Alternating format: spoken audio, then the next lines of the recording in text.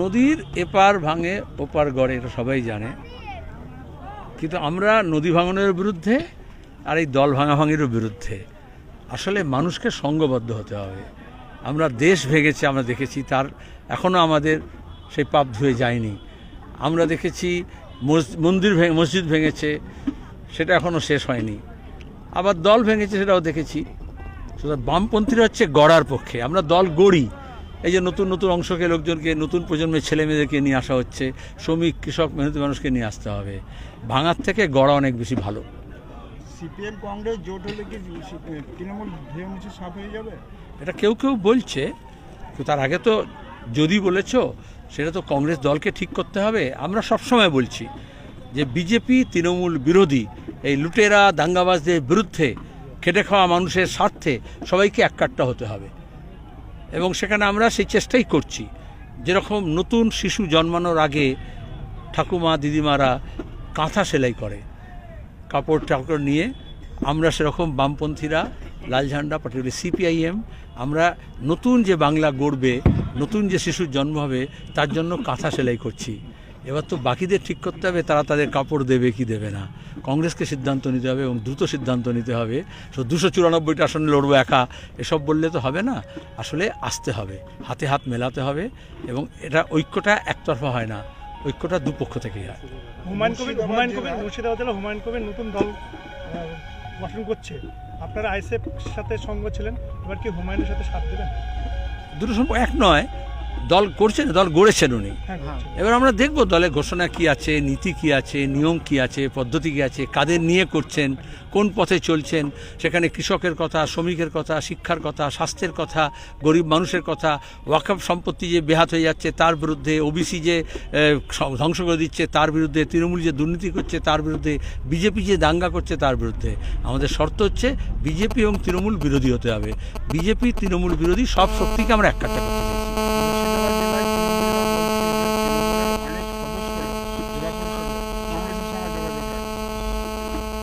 অনেক কেন সময় নেয়? আমার তো মনে হলো তৃণমূল প্রায় মুর্শিদাবাদে উঠতে বসেছে। না, তার আগে খুনোখুনি হবে, একে খুন করবে, ওকে খুন করবে, অনেকদিন চলবে। মুর্শিদাবাদ জেলা পরিষদে আজকে তৃণমূলের জেলা পরিষদের করতে ফিরহাদ হাকিম এসেছেন, কি বলবেন? ওনাকে মমতা পাঠায় বিশেষত মুসলমান এলাকাগুলোতে যদি কিছু হয়, এবার বুজুং দিয়ে কিছু বোঝানোর জন্য, কিন্তু সেটা কাজ দেবে না। বকটুইয়ে যখন খুন করেছিল তৃণমূল 14 জনকে, তৃণমূলের লোকেরাই, তখনও ফিরহাদ হাকিমকে পাঠানো হয়েছিল। তারপর মমতা গিয়ে বলেছিল যেমন তোলাবাজি চলছে তেমনই চলবে। তাহলে এখন মুর্শিদাবাদের যে অবস্থা, এখানে যদি কেউ এসে বলে যেমনটা চলছিল তেমনটা চলবে, তাহলে মুর্শিদাবাদের মানুষ বলবে এই চলতে দেব না আমরা।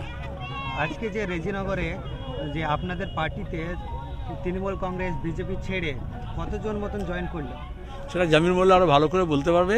এটা প্রতিদিন হচ্ছে, বিশেষত মালদা, মুর্শিদাবাদ, বীরভূমে বিজেপি তৃণমূল ছেড়ে অসংখ্য মানুষ লাল ঝান্ডার তলায় আসছেন। আমি তাদেরকে স্বাগত জানাচ্ছি। নিজের রাজ্যে পরিযায়ী শ্রমিকরা নিরাপদ নয়, কি বলবেন? আসলে তাই হয়, নিরাপত্তাহীনতায় হলে। আচ্ছা, আমাদের নিজের রাজ্যে মেয়েরা কি নিরাপদে আছে? এই যে উত্তরপাড়ায় দেখলে তৃণমূল ধর্ষণ করেছে, তৃণমূলের ছাত্রনেত্রীকে কসবা ল কলেজে তৃণমূলের নেতা ধর্ষণ করেছে। অভিষেক ব্যানার্জি কি নিরাপদে আছে? তৃণমূলের লোক উপরে মঞ্চের উপরে উঠে তাকে চড় মেরে দেয়। আমি তো মঞ্চের নিচে নেমে এসে তোমাদের সঙ্গে কথা বলছি, দেখবে কোনো তৃণমূলের ছোটোখাটো নেতাও বাউন্সার ছাড়া, পুলিশ ছাড়া, সিকিউরিটি ফোর্স ছাড়া বিজেপি তৃণমূলের কোনো নেতা ঘুরতে পারে? তাহলে ওরাই তো কেউ নিরাপদে নেই। কিন্তু তারপরে বলবে মুসলমান খাতরে মে হ্যাঁ, হিন্দু খাতরে মে হ্যাঁ। আসলে আমরা বলতে চাই, পরিযায়ী শ্রমিকদের অধিকার কেড়ে নিচ্ছে তৃণমূল এবং বিজেপি। কাজ করার অধিকার কেড়ে নিচ্ছে রাজ্যে, এখানে কাজের সংস্থান নেই। অন্য রাজ্যে গেলে তার ধর্মের নামে, ভাষার নামে, জেলার নামে তাকে আক্রমণ করা হচ্ছে। উড়িষ্যায় যে আমাদের মুর্শিদাবাদের ছেলেপুলের উপরে যে হামলা হলো, বা বাংলাদেশে পাঠিয়ে দিচ্ছে বিভিন্ন জায়গা থেকে মালদা, মুর্শিদাবাদের, বীরভূমের লোকজনকে, আমরা দেখেছি সেগুলো মিথ্যা। কিন্তু কেন এই মিথ্যার সত্য হচ্ছে? কারণ মুর্শিদাবাদের তাহের খান, তৃণমূলের এমপি তাহের, সে কী বলেছিল হামশেরগঞ্জে দাঙ্গার পরে, যে পরিযায়ী শ্রমিকরা ঈদের সময় বাড়িতে এসছে, উৎসবের সময়, এরাই দাঙ্গা করেছে। তাহলে এটাই তো বিজেপি সব জায়গায় প্রচার করলো, যে দেখো তৃণমূলের নেতা বলছে যে পরিযায়ী শ্রমিকরা নিজের দেশে গিয়ে দাঙ্গা করে, আর এখানে এসে আমাদের এখানে খায় কামায়, এবং তাদের উপর হামলা করো। তাই জন্য যতটা বিজেপি দায়ী ততটা তৃণমূল দায়ী। আইপ্যাক নিয়ে কি বলবেন? বিশেষ করে মুর্শিদাবাদে পরিযায়ী শ্রমিকদের উপর হামলা হচ্ছে, অনেক সময় মানে বাবরি মসজিদে ইস্যু অনেক সময় তুলছে। এই যে বাবরি যে কোনো মসজিদ প্রসঙ্গে কি বলবেন? রাজ্যের যে কোনো ঘটনা হবে তাকে বাহানা করবে। এই জন্য আমাদের রাজ্যে গণতান্ত্রিক ধর্মনিরপেক্ষ প্রগতিশীল রাজনীতির দরকার। এখানে যদি ধর্মভিত্তিক রাজনীতি হয়, ভাষাভিত্তিক রাজনীতি হয়, তাহলে অন্য রাজ্য তাই হবে। এটাই তো নিয়ম। অন্য রাজ্যে যা হচ্ছে সেটা এখানে করছে। তৃণমূল কি করছে? উত্তর ভারতে যা যা হচ্ছে তৃণমূল এখানে আছে সেইগুলোই নিয়ে আসছে। এগুলো তো বিষ। এই বিষের চাষ বন্ধ করতে হবে। আইপ্যাক নিয়ে কি বলবেন? আমি পরিষ্কার বলেছি, যখন রেড হচ্ছে তখন আমি বলেছি প্রেস কনফারেন্স করে, সবার আগে সিপিআইএম বলেছে এবং তার আগে থেকে আমরা বলছি, গত ভোটের আগে বলেছি, তার আগে ভোটে বলেছি। ভোটার লিস্ট থেকে ভোটের গণনা, বিএলও থেকে ডিএমএ অফিস, এখন আমাদের রাজ্যে তৃণমূল চালায় না, ভোটকে কেন্দ্র করে আইপ্যাক চালায়। নির্বাচনে গণনা কেন্দ্র কারা কারা কে করবে গণনা, কে থাকবে না, সেটাও আইপ্যাক ঠিক করে দেয়। সাইনবোর্ড সব আইএস আইপিএসের আছে, অপদার্থ এরা। এই জন্যই দেখা গেল মমতার সঙ্গে police commissioner, DGP, Kolkata police, Bidhannagar police সব চলে গেল, কারণ ফাইল লোপাট করতে হবে। কারণ ওই ফাইলে নিশ্চয়ই এমন সব কিছু কথা লেখা আছে, কে লুকোবে? আমরা আগে জানতাম যখন এই ধরনের কিছু ব্যাপার হয় তখন নেতারা বলে আইনের পথে চলবে, কিন্তু মমতা বললেন উনি লাইনের পথে চলবেন, আইনের পথে চলবেন না। ওকে।